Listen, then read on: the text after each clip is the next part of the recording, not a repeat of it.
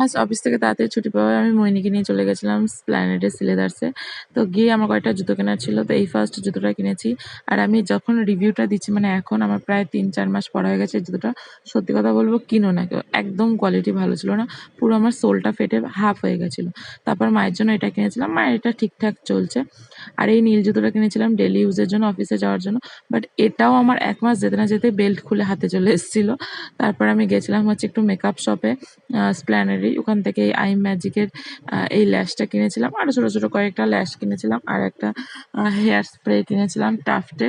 তারপরে কিনেছিলাম হচ্ছে মায়ের জন্য একটা ব্যাগ রেড কালারের, আর ছোটো পার্স ছিল বলে আরও বেশি ভালো ছিল, যেখানে কিছু রাখা যাবে। তারপর মাকে নিয়ে চলে গেছিলাম জুডিওতে।